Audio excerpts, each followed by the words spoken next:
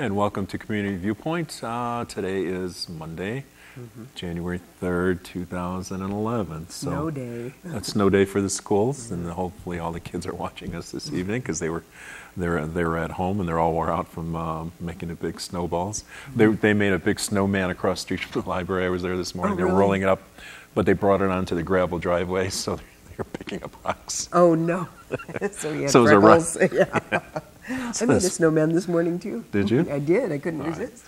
In my area, I had about 4 inches this morning. You said you had about 6 Almost inches? 6, yeah. Yeah, over by the library, it was only about 2 when I got there early this morning. So, strange day for Pahrump. Beautiful Stranger day. than normal. Yeah, stranger than normal. So we're here for the new year. Maria's somewhere on the road from California. She was stopped cold in her tracks. She had to put on chains and things, not on herself, but on her vehicle, to get back. She was in... She was in the Mountain Pass area. Yes, Yeah. yes. So she'll be here next week, and we're trying to keep clear up some loose ends. Rig fail from the last broadcast from the news. He forgot to say happy birthday to his wife, Deb. Happy 30th. Happy birthday, Deb. Yeah.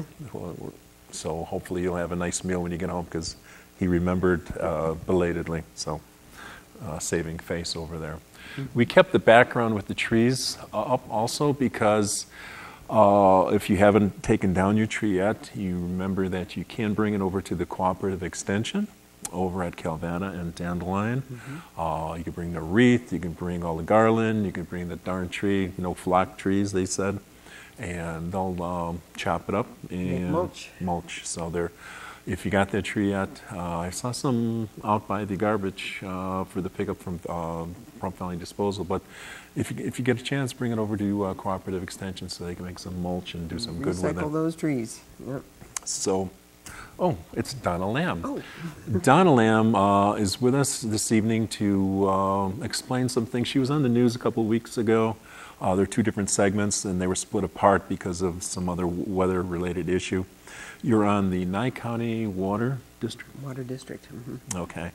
And there's some misconceptions about that, some issues that people have with it because it's an unknown, it's a new entity. And a lot of times we're afraid of things that are new. And Donna's on the board. Who else is on there? Oh, let me see. Dan Midge. Harris, Midge Carver, Former Commissioner. James Eason from Tonopah, Tim McCall from down here, And these are people... Bobby Revert from Beatty. So all through Nye County, okay. we have all different areas. And they, excuse me, Robert Cameron from Amargosa. right. And their expertise is what? They're not politicians, they're not bureaucrats, they are people who are... They are people who know about water and who live in this area, have lived here for many, many years, in most cases. And, well, in Dan's case, he's been here since he was 2, so he's been here for a while. And you've worked with water rights through the decades that you've been here, too. Oh, yeah, I've been brokering water rights for about 20 years.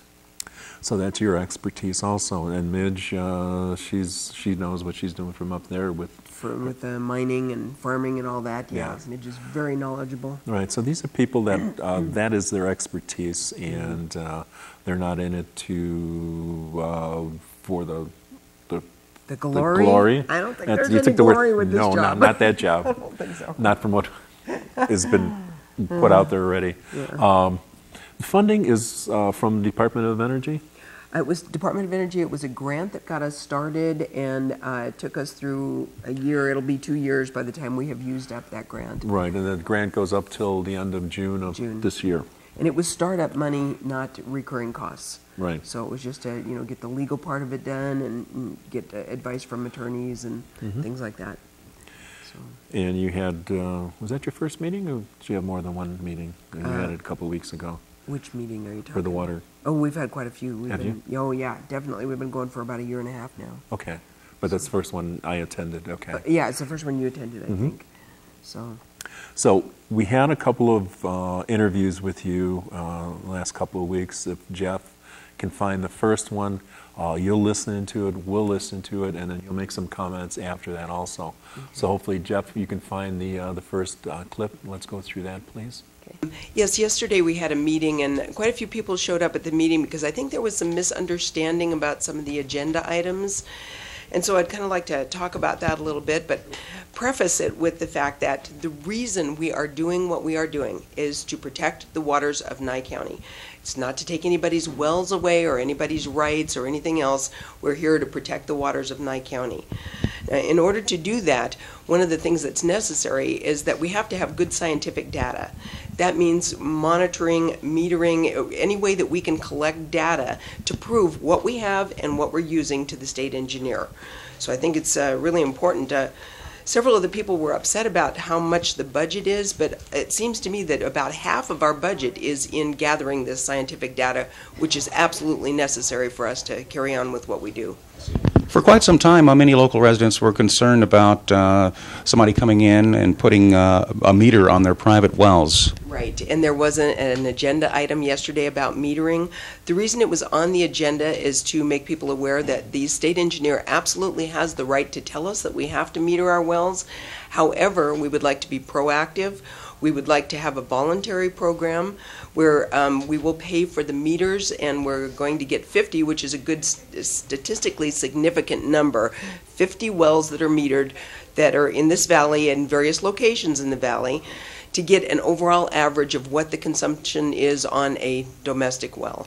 And as you mentioned, this is a voluntary program. Totally a voluntary program. In fact, we're going to ask that the people who volunteer for this program also call in the information so that we don't have to expend resources to send people out to read the meters. So it's totally voluntary. And gathering data, that's a very important concern. Oh, it's really important. I mean, we are testing for water levels now in a lot of places. They have drilled a couple more wells, so that we have good data all the way around. We have a QA/QC program, which is quality assurance, quality control, so that our data would be irrefutable in a court of law. And this is extremely important and significant for us to continue protecting Nye County's water. In terms of agriculture, you were telling me about this use it or lose it law? Yep, there's a use it or lose it law. If you don't use your agricultural water rights within a 5-year period, they are subject to forfeiture. And because of this, I'm afraid that a lot of people will farm when they shouldn't be farming and just to use their water to protect their investment. I feel very strongly, and I know a lot of other states are starting to do something about this that have the same law. They're doing things to either extend the time period or find ways to bank the water so that it doesn't have to be used. Because otherwise people are they're literally wasting water in order to keep their investment. And that's not a good thing. That does not promote conservation, which is the next really important thing that we have to get behind here. You were telling me about parcel fees? Yes, the Nye County Water District was started on a grant, and that grant will be completely used up by June of this coming year. So we are asking that the commissioners put on and vote on whether or not we can collect a parcel fee on the tax bills. That would be the easiest way so that we don't have to set up like a collection agency or something. It could go right on the tax bill. Now, I want to make the point that what we're asking for is $8 per parcel per year. For that $8, people in this valley are going to get a dynamic team who is passionate about protecting the water here. And we have all kinds of hydrologists and stuff that work from the Natural Resources Department. We are passionate about what we're doing. And so you're getting a dynamic team for $8 a year. I don't think that's too much to ask. Wow, that's a lot of information. That was a whole lot. Yeah. Now, you were saying, while we're watching that, we have to understand this is not Pahrump. This is... It is county-wide. Yeah, there was another misunderstanding that it was just the Pahrump area, but it is county-wide. And that's why you have people on this board that are from... All different parts of the county, yeah. And this is something that's just been a really sore point with the use it or lose it. If you lose your water rights, when you try to get them back, you only get half of them back? In most cases, you don't get any back. Oh, wow. Okay. So, I know, and that definitely needs to be changed. It's a waste of water, and I know that people usually have a large investment. I own water rights myself. I have a small place, and I have water rights on it, and I don't want to lose my water rights. They're valuable, but I also don't want to waste water to farm when I'm not really planning to farm. No, I have an acre and a quarter, so I don't actually have a water right, but I have. You have a domestic right, and Right. and that's another important point, John. Each parcel out here has the right to drill a domestic well. Water rights for agriculture are a totally different animal altogether. So you need to know that you have the right to your domestic well, and that's not the same as purchasing and moving a water right. Okay. It just so happens that I've got one of these monitoring wells about Oh, yeah. 150 feet away from Yeah. my property, and the guys were there a couple of weeks ago, and I just waddled out over there to them and said, "Hey, how's it going, guys? Yeah. How's the level?" Well, actually, the level went up about a foot, and although water level is what we've been told is on the decrease. Decline. And I talked to Jamie Walker after that. He says, yeah, after you drill a well, it'll be a little bit unstable. And he says, you have to take readings for almost 5 or 6 years before you get A real good baseline. Yeah. So I'm all excited. Oh, it went up a foot. Yeah. So he took He that said, away "Don't from get so me." excited." Yeah. But it didn't go down appreciably either. Yeah. There's clay where I have it. I'm over by Winchester and Gameburg. There's clay over there, but he says, for some reason, you got a lot of water coming through here, so Yeah. you don't have to worry about the lack of water from your well. There's not that many people by me.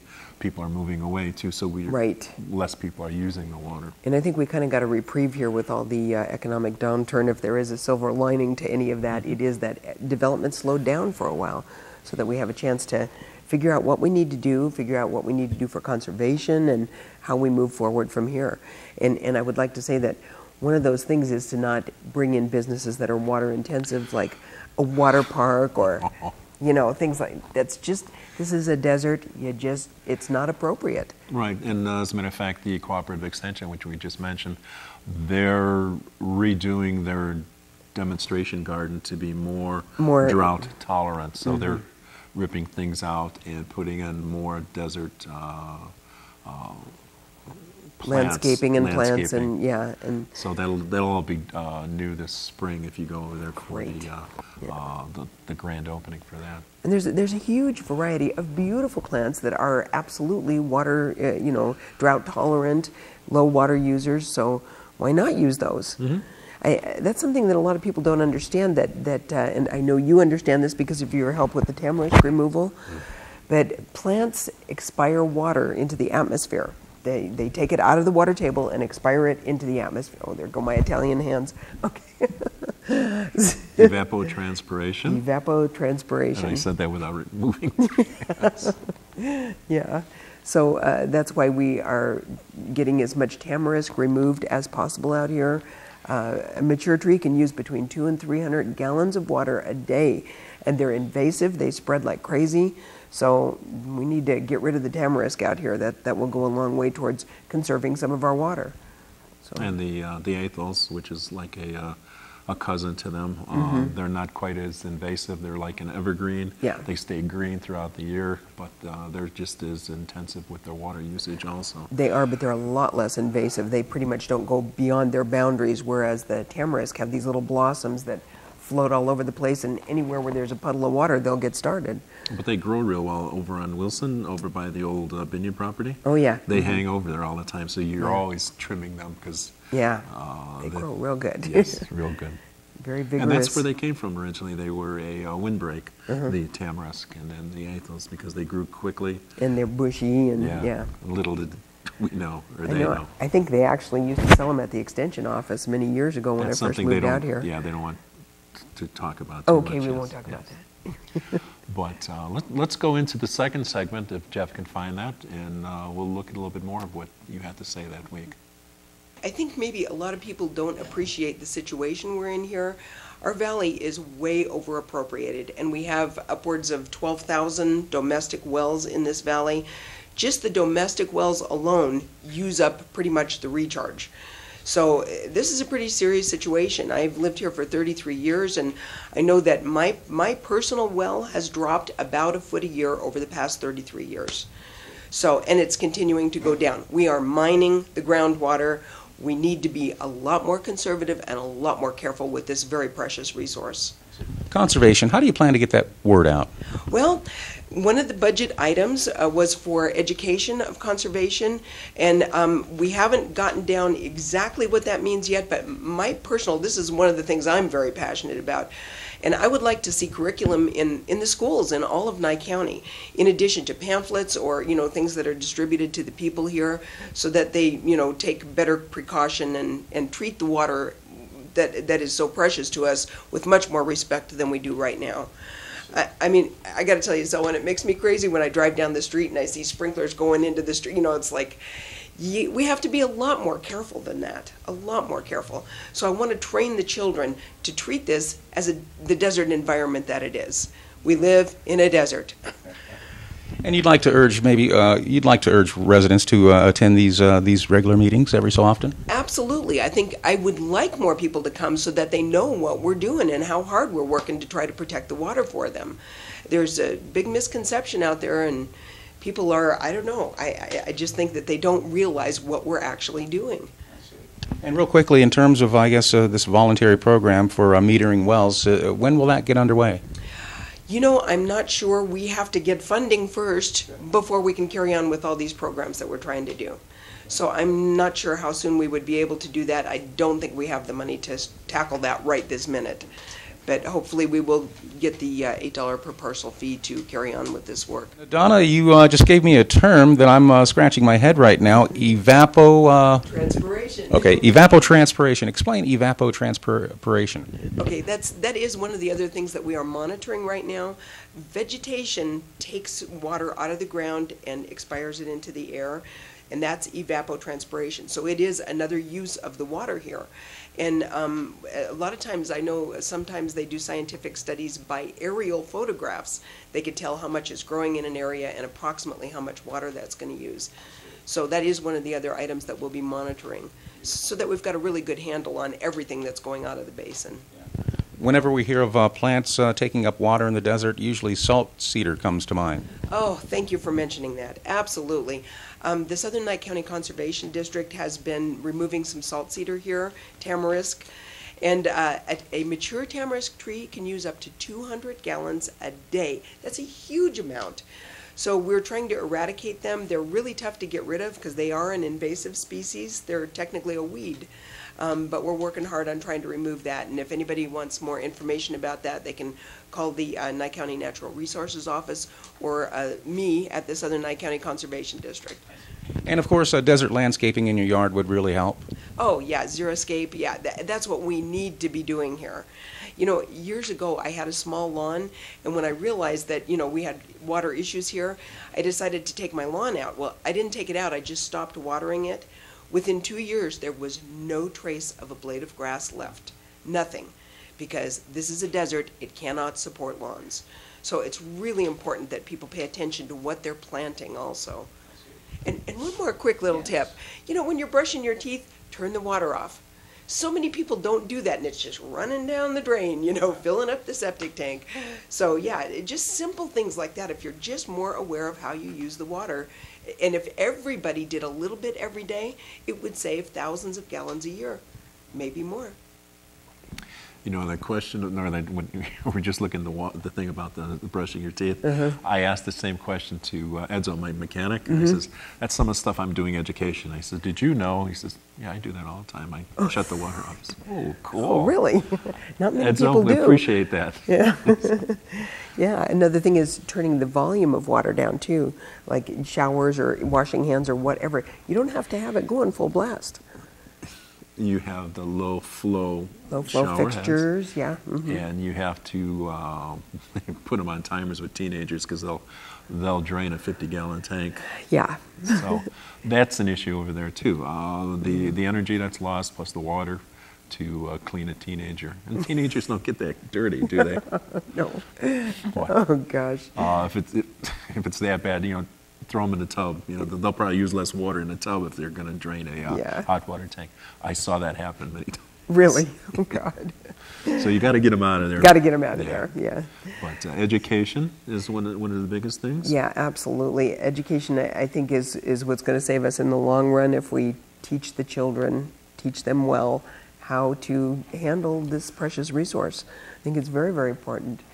And where are they going to get that knowledge from if we don't teach it to them? So, and then they, in turn, will hold their parents accountable, I think. You know? Shame for the kid is really bad. If they learn it in school, they're going to go, hey, what are you doing there? You're not supposed to be doing that. And it could be made fun. I used to have, over at the Yucca Mountain Project, I had the ant farm. It's a side shot of the groundwater, the underground aquifer. And you could see the wells and things like that, what would happen when you would inject a dye and where it would go. So we have things like that. It's another place where we're all connected. We're all connected to the water. What we dump on our property doesn't necessarily stay there. It'll move the way the groundwater moves to the next property, and so forth. Absolutely. You wanted to mention something about Yucca Mountain? Oh, yeah, about Yucca Mountain. Since I brought it up. We were talking about the budget, and we're talking about that this week as well in the Nye County Water District meeting about what we want to spend money on so we know how much money we need. And I wanted to make everybody aware that a lot of the monitoring that has been done here in previous years, the money for that came from the Yucca Mountain Project for the oversight. And so all this whole big program that's been going on for a few years now pretty much came to an end last year, or they're running out of, this year is the last year that they have funding. So some of what we're trying to do is get enough money to continue that monitoring program. Because, if, let's just say Las Vegas Valley Water District wants to take water out of here, we can take our data to the state engineer and say, look, that can't happen because here's the facts, they can't take more water out, and we'll have data to back up what we're saying. So it's extremely important to have that information, and that takes money.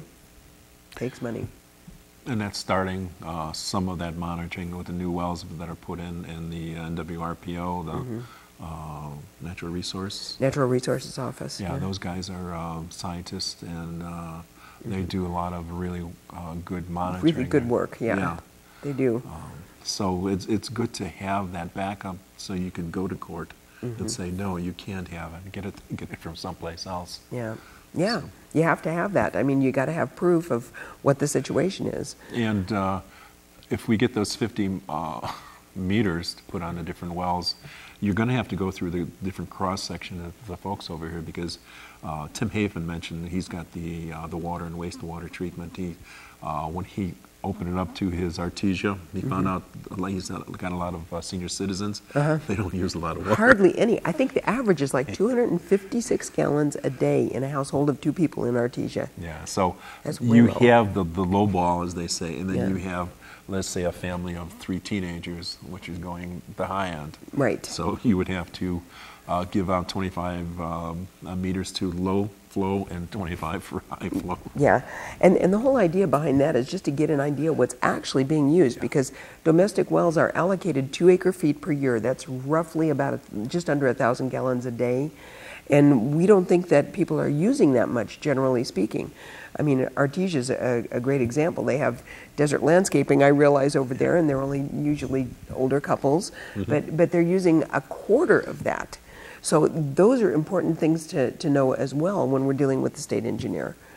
So it's all real important stuff, and right now it's just not being properly taken care of. Let me say that. And we have to understand that our water here is groundwater, not surface water. That's right. Our water is really clean water. We had this about 4 or 5 years ago. We did the study for the nitrates, and what was it called? It was called the what did we call that? Southern Nye County District. Groundwater potential contamination from septic tanks in the Pahrump Valley. Right.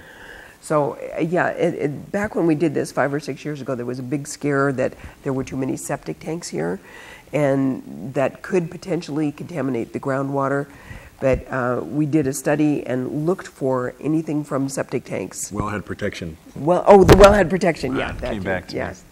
So, but anyhow, we did a valley-wide search. I think, if I'm not mistaken, there was about 200 wells sampled. Yeah, because I took up the banner. Yeah, you worked on that, because I surveyed everybody out here after Tom Bucco asked me to do that, and then I went to Amargosa Valley also. So I was very intimate with the different areas that were in need of surveying, and really not that bad. Monitoring, yeah. Oh yeah, they found the only contamination they found was something way out at the south end that was a naturally occurring, because there weren't many wells in Nitrates. the area, naturally occurring nitrates. And then the other area was near the dairy, was high in nitrates, but that makes sense too. Right. So you got cows there. Right, and we have the data, all the data points over there to back that survey up also. Yeah. So that takes money, that takes grant money. We don't have Yucca Mountain. Yucca Mountain is still there, but somebody closed its purse strings, and it's still there. It may be open again, maybe not, but Yeah. in the meantime, In the we have to meantime, look for yeah. some other way to get grant money to back up the fact that we don't have the water here, and we don't want you to take it from Yeah, us. exactly. Well, the other thing is too, not only are we asking for a per parcel fee, but we will be pursuing grants when we can find grants that are applicable to what we're doing. And that parcel fee that you're asking for right now is $8 per acre? Per parcel, Per parcel? per parcel. The parcel could be, A parcel could be 160 acres, or it could be, okay, depending a on how it is. quarter of an acre. Okay. Yeah.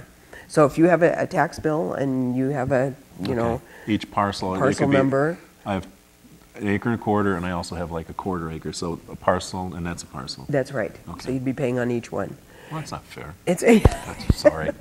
Well, the way I figure it is, I know. everybody's got a stake in this valley. We're all stakeholders in this, and so I don't need to convince you, I know. I know. But we all need to be chipping in to fund this, to protect the waters of Nye County. Right. That's the deal. So if next time you see the board meet, go over there, go there with an open mind. Don't let other people do your thinking for you.